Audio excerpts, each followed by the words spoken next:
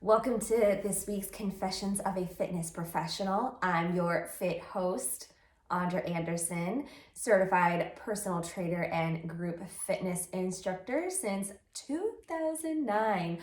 I am delighted to be here with you and have our confessions and our chat.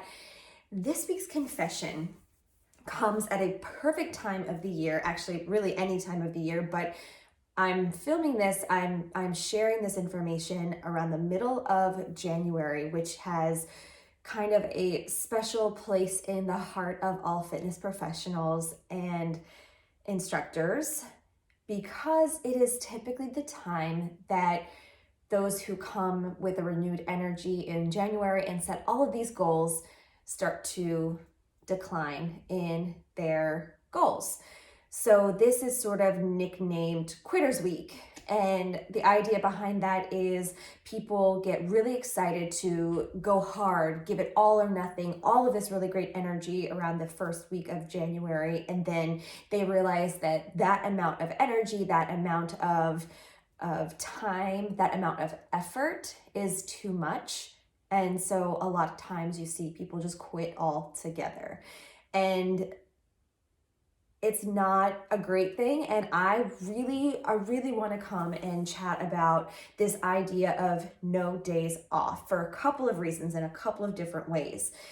When we go hard, all or nothing, we have a higher probability of failure. It seems like that would be false or wrong.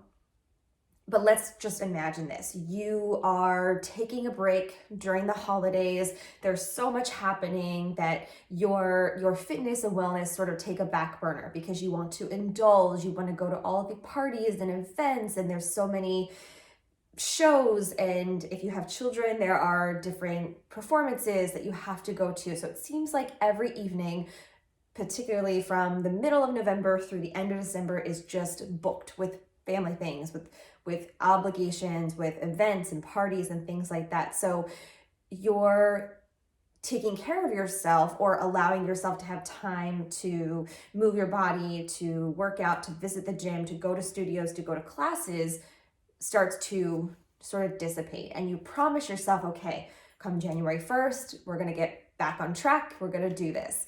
And then you set this like all or nothing mentality in your head where you're like, we have to go every single day, no days off, no breaks, because there are no excuses to getting this done. But the reality is that life happens and things happen. You might feel really sore from a workout and not want to push it as hard. And you think to yourself, if I don't want to push it as hard, what is the point of even going? And then a day becomes 2 days, becomes a week, becomes 2 weeks. You realize how easy it is to sort of slide into doing nothing. And truthfully, a lot of where we live, a lot of places that have seasons, it's so much easier to stay home and not do anything during the winter months, to be more chill and quiet, and probably that's what our bodies should be doing, but we've had it in our mind. We have this mindset of, no, we need to go hard or go home. So I'm here to share that all or nothing mentality is killing your fitness vibe. All or nothing is not real when it comes to fitness and consistency. It is detrimental to your fitness and wellness. Take it from a professional. All or nothing is detrimental. No days off is detrimental. What I would encourage, and if you have to think like I need to be working out every single day, here's my workaround for that. In your week or month of planning, however long you take this, if you go day by day, if you go week by week, in your creation of your fitness plan, a rest day is still in your plan. If you schedule in a rest day, you're still not taking a day off. You're taking a planned rest day that is essential to your fitness potential, your fitness greatness, your wellness plan. So even though you are maybe resting or doing like a light walk or cleaning or gardening or something like that, where you're not going hard in the gym doing sets or lifting or cardio or anything like that, it is still part of your plan. Therefore, it is not a day off, and you're still giving yourself every single day of your fitness plan. So that's my little loophole. If you cannot get it around in your head thinking about taking a day off. Now, I will say, for if you have particular illnesses, or if you have the flu or a virus or something like that, it's probably a good idea to take an unplanned rest day, even if you had planned to be at the gym. There are some things like sinus things, sometimes like a headache or a cold. As long as you're not putting yourself around other people, then you're not contagious, it's probably still okay to go work out and do your fitness thing as planned, maybe modifying a little bit to not push as hard. But sometimes it can actually be good to kind of work through some of those things. But if it's something like a virus, or something where you're feeling like really lethargic, your body's telling you definitely need a break, and take that break however long you need before you get back on your feet. But this whole idea of no days off, never miss a Monday, it has been killing fitness vibes all over. Because it's like, well, if I can't give 125%, what's the point of me even doing any of this? And I will admit, I have said those things, I have posted those things, I have thought those things for my own fitness and wellness vibe.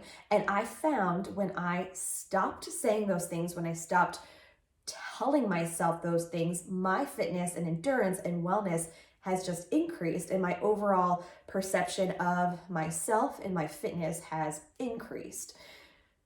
So why are we doing this to ourselves? Why are we saying, no pain, no gain, never miss a Monday, no days off, go hard or go home? It seems harmless and it seems great in theory, but in practice, again, it is detrimental to your fitness and wellness journey. So if you need in your mind to have no days off, schedule in a rest day or two every single week, and then it is part of your plan, and it is not a day off.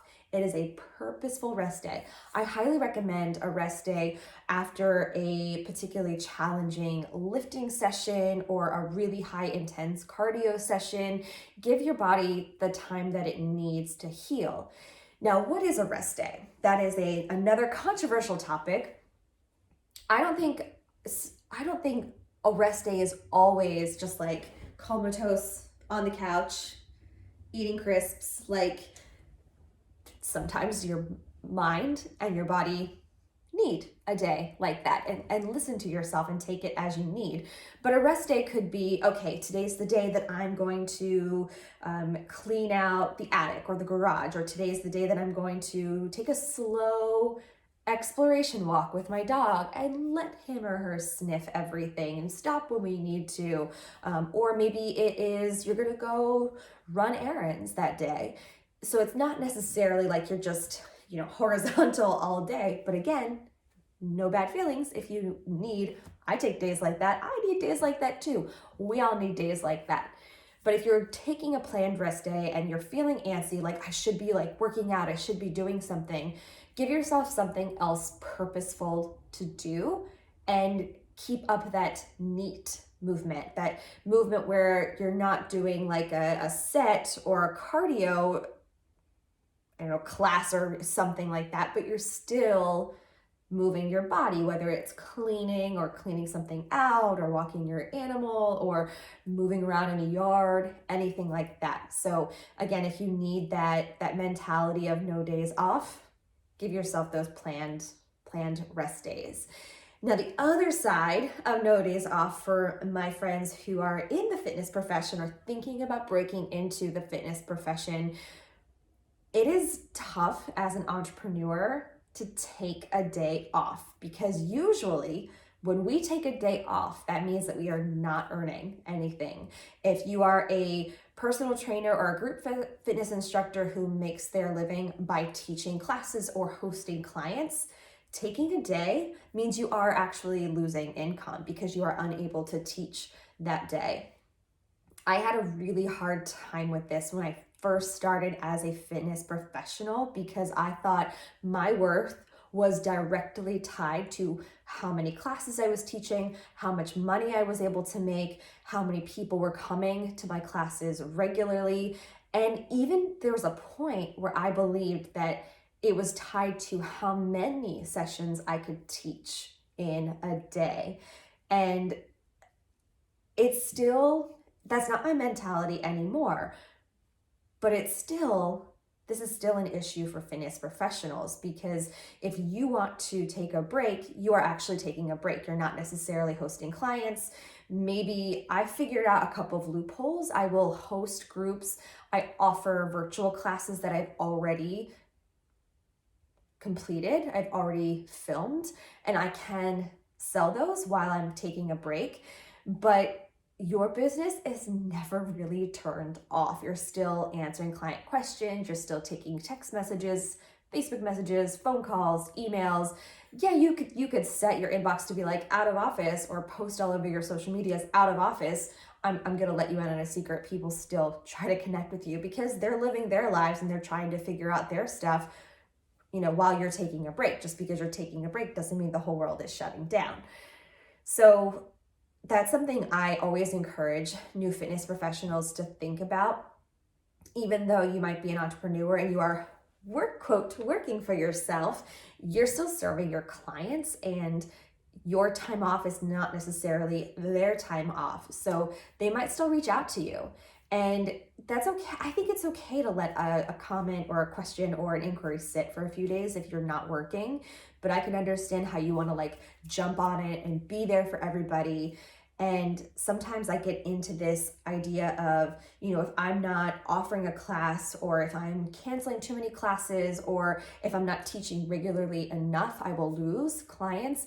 And that's probably a little bit true, but you won't lose your clients. You won't lose the ones who are meant to be with you at that moment. So it's just a mentality that we have to kind of work around as fitness professionals. And I'm sure this is true of professionals in other ways outside of fitness and wellness, where you are servicing an individual. Like, I'm just thinking, if you have a hair salon or you're a nail technician, you're seeing clients face to face, and when you're not physically there seeing clients, you're not making any money. You're not offering services. You don't make any money. So thinking about those things where no days off when it comes to being a service professional is very true. You have to be mindful about building in those times off for yourself, and also noticing cycles throughout the year. There are times when I'm really busy, and I have a lot of people reach out to me that want to come to classes or have me host events or do group classes for them. There are highs and lows throughout the year. So if you can align yourself toward those lows, where there are times where it actually costs me money to host a class. So like, that's not worth it, right? If I have to pay to teach a class, I'm canceling it. I'm not doing it. So kind of figuring out those highs and lows and maybe taking those as your days off or shutdown times to be like, okay, from this week to this week or this day to this day, we're closed for maintenance, or we're closed for professional development, or we're on holiday. I'll close down and have a spring break. I'll close down and have a summer break.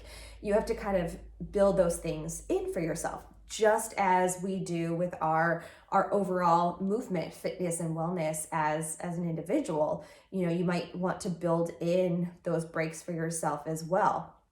Nobody can go 100% every single day. That's true of being an entrepreneur. That's true of moving your body.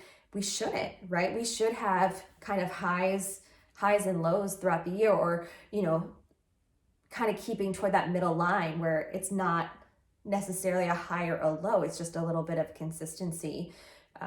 But that's another, misconception. Consistency doesn't mean exactly the same all the time. It means within a parameter. It could go a little bit like this, up and down. It could have a couple of highs, a couple of lows, but it meets somewhere in the middle. So allowing yourself a little flexibility I think is a good thing when it comes to your fitness business as a professional or a service, somebody who's offering a service, or with your own health and wellness. I think consistency means you're going to have some off days, and that's okay. The more that you show up regularly, the more of those off days you can have. And I think it's important to remember that. So there we go. Big confession. No days off is detrimental to your fitness and wellness and mental capacity. It really is. It's not all or nothing. It's not all or nothing. And I promise you that, having been in the fitness industry for 15 years, it is absolutely not all or nothing. It will still be there, even if you decide to shut down your operation for half a year, to build yourself up, to try something new, to go explore things on your own. It will still be there when you get back. It might look a little differently, but it will still be there when you get back. So remember that, and try to keep that close to heart. I know it's very hard to think like, I can't take a day off of my movement. I can't take a day off of my business. Everything will just, fall apart. That's probably a sign that maybe you need to take more than one day off. Maybe we need to shut down for a week and reconsider priorities at that point. So that is my confession of the week. I would love to hear your thoughts on it and be part of your healing journey when it comes to no pain, no gain, never miss a Monday, or no days off. We should chat. Thank you so much, and I will see you for another confession next time.